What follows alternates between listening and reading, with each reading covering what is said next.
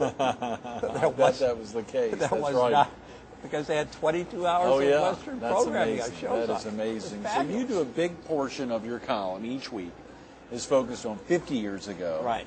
And then actually there's a break before you get into the now, or right at the beginning of the now, which is a great idea that you've kicked off, not since the beginning, but you've been doing the last 6-8 months or so. What is that?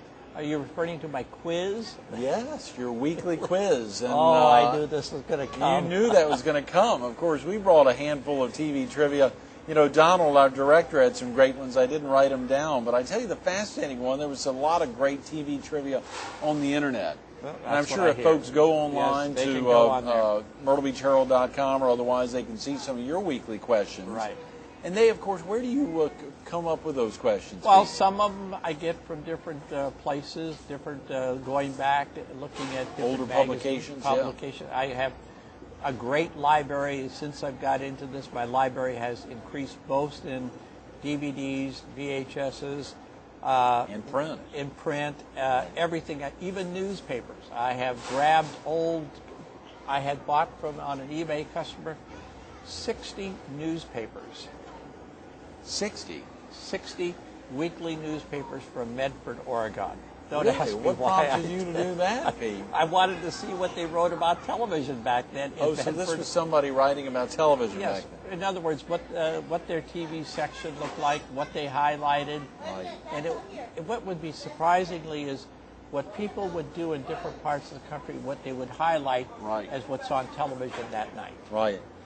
That's fascinating. And you could tell by the break of the community what they kind of highlight. Right. If you got the New York Times magazine that came out on the Sunday New York Times, they were very Eastern, very that. They would, quote unquote, do shows like Leonard Bernstein's Young People's Concert, Omnibus, and they loved the Sid Caesar show because they had that New York humor. Right, sure.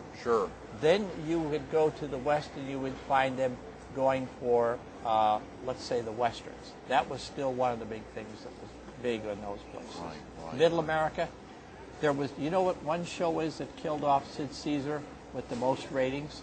No, what? Lawrence Welk. Is that right? Lawrence Welk killed Sid a Caesar. favorite in the Everett household. Was that a favorite in the Sieler household? At that time, yes. Yeah. It was, everyone, he got a 1 or 2, And Lawrence Welk was on how many years, Pete? 20-some years he was Is that on. right? He was on the ABC television network. He had 2 shows on ABC. He had his Saturday night show that was sponsored by Dodge. Right. Then he had his Monday night with Top Tunes and New Talent, when he did a little new talent thing. And that was sponsored by both Plymouth and Dodge. Right. And so he had those for 2 years, and then they concentrated. And then when the network, ABC, decided to pull back, he syndicated his own show for over 10 years. Is that right? And you still see some of those programs on PBS. What show, Pete, has run longer than, or had run longer than any other show in the history of commercial television in the U.S.? Do you know? Well, the two was Meet the Press and Face the Nation. Is that right? Yeah. How about on syndicated fare? Syndicated fare, probably... Was MASH one of the longest? MASH was a long Andy Griffith show? Was that? Andy Griffith is still being syndicated. Sure, sure. Andy Griffith gets a check every month, substantial, on his residual. I still bet. gets Sure. residual. I'm just trying to think about, and Don Knotts there. Pete, has anyone ever mentioned that you have some resemblance to Don Knotts? No, I don't. You have some resemblance to Don? Yeah, I'm sorry. That's right. That was not one of my questions. Of course, there were a lot of great questions. I was trying to think of one as you were driving down early this morning. We were going over some of them. This was a great one, Pete. What was the name of the horse ghost buddy of cartoon character Casper, the friendly ghost? I can't answer. Okay, don't know that one. Tell the answer is Nightmare. Nightmare, okay. How about this? I will just do this last one. What did Art Carney play in Jackie Gleason's very first Honeymooner sketch? Well, he worked in the sewers. Well, maybe he did, but he was a policeman. It was a minor role. The sketch was part of a 1950 Cavalcade of Stars That show. was on the Dumont. So that's a little early for you. Well, there were so many great questions here. And folks, if they're interested in TV trivia, they need to go check out TV Talk at myrtlebeachherald.com or even florenceherald.com or Sumter Herald. They need to go online there and check out your column because you've got some great questions there that would really tickle their fancy. And, of course, the answers are the next week, every week. That's always your principal research, Pete. Your principal research is doing exactly what you've been saying, or are there other forms of research? There's other forms. You know, if I really get into something that I kind of like, I'll even, you know, try to look through my collection to see if I got the program and watch it and get a feel of the program. Right. And that makes, when you sit and watch a program, you really do get the feel. Right, right. You know, even we kid around, and I'll say this to you, Greg. Yeah. How many fingers? It's me and all the viewers here. Yeah. How many fingers did Mickey Mouse have? 5. No. Oh, 4. 4. Okay. What was the theme song for the Mickey Mouse Club?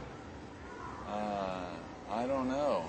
That was a little before my time, Pete. Well, I'm they sorry. did do a version. Is that right? You know, my mother wouldn't let me watch much television growing up.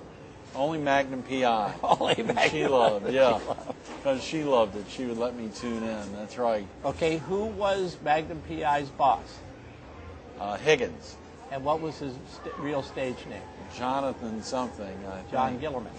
Is that right? Yes. I didn't know that. Yeah. Now I caught you on that one. That you did. Yeah, I liked Magnum. That was a great show. And that little 308 GTSI or GTBI, that little Ferrari that he had, that would be a great you thing can to still have. see it on some channels. Oh, yeah. Oh, yeah. Yeah. Absolutely. Absolutely. You know, we think about so many things, Pete. And, of course, you've gotten active there in the Florence community. You've been there almost a decade now. Correct. Really gotten deep into the community. I know you've gotten very active in the Florence Area Chamber of Commerce.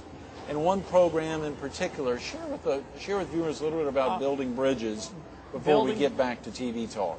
Building Bridges is a chamber project that's been now will be on its 7th year. It deals with issues in employment, cultural relations with the community. It deals with hot button items such as should, in God we trust beyond dollar bills. Yeah. Should it be in prayers in the schools or public places? Right. We have issues that we dealt with, about the gay and homosexuals, the rights they have, so forth. And now we have a new issue that has been springing up, and it's becoming more and more of an issue, is the gangs. Gangs in Florence. Gangs in Florence, in fact. And here at the beach. Gangs all over. Right. It's a growing problem. It's not going away. And we have to become more tuned to, so we can know what the telltale signs are, try to offer some other types of programming to get the young people away from the gangs, right. Get community involvement. It's going to take community involvement. Just don't leave it up to police. It's got to be the citizens of the community have to be strongly involved. Mm-hmm. And it's a 6-week program. It runs every Monday night from 4 to 6 p.m. at the Pointer Adult Center. And it will start on Monday, January the 26th, 2009. Okay. That's our next one. Right. And I could say that we had a great turnout last year. We've had a tremendous amount of growth. Great. And we've got free scholarships available. We even invite people from the Myrtle Beach area. If you want to come up and be a part of it, I know you've had some folks come up. We've had people from here. If a viewer wants to learn more about the Building Bridges program, what's the best phone number for someone to call? Call the Greater Florence Chamber of Commerce. Okay. Talk to Jerry Madison, area code 843 right. 665-0515. 665-0515. Well, we were thrilled you were able to bring over Tom Marshall to Coastal Carolina University a few months ago to highlight the big Mayfly Air Show.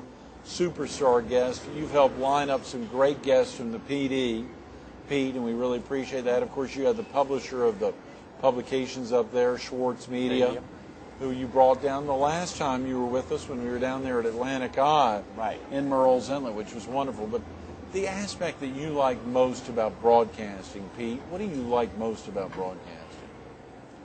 It's a changing business. What you do today is not the same tomorrow. Right. You have to be able to really think out of the box, anticipate the changes that are taking place. And I mean, they're small change, then there are big changes. Oh, yeah. And the Digital in February. Digital in February. That's going to be the biggest change of all. I mean, everybody It's like going used from black to see and white to color. black Almost and bigger. white to color. Yeah. This is bigger. It's has more of an effect. Is a lot of people still don't understand about it. You know, you have to take a look. If you don't have cable, and if you don't have satellite, and if you live where you pick your signal up over the antenna, you need to either go and buy a digital TV or get a digital converter box. Absolutely, And yes. you can, you know, go to fcc.gov, Right. and you can fill a form out. They'll send Yeah. you a coupon for $40 to get yourself a Right. converter box. Pete, we're running out of time. I got to ask you, if you weren't currently at Fox as the sales manager for the PD area or writing a column for the Myrtle Beach Herald, what do you think you'd be doing? Still thinking about television? I love it. You'd be doing it no matter what. No matter Television is in your blood. Yes, it is. That's tremendous. Sorry, Thank you. we've run out of time again, Pete. Thank you. Absolutely. Stay tuned to more Carolina People with Pete Sieler, the Florence sales manager for Fox TV and a columnist for the Myrtle Beach Herald, coming up next. You know, we ran out of time again, but I've got to highlight, we wouldn't have been able to have the opportunity to have Pete here with us today if it wasn't for my father and grandmother and them running into Pete and him joining our family, his extended family, right at 20 years ago. 20 years ago, the experiences have been tremendous, from the time out there in Southern California to the time here at the beach and now the PD area. Pete continues to expand his presence, and almost as exciting as December 1st of 1956, when at age 15 Pete got into the broadcasting world, and he stayed with it for more than 5 decades now. Think about those experiences. You heard him say, TV's in his blood. TV's in his blood. Pete Sieler, thanks so much for being with us again this morning. And how do you want to wrap this morning show, Pete? MICKEYMOUSE. I love it. I love it. Mickey Mouse.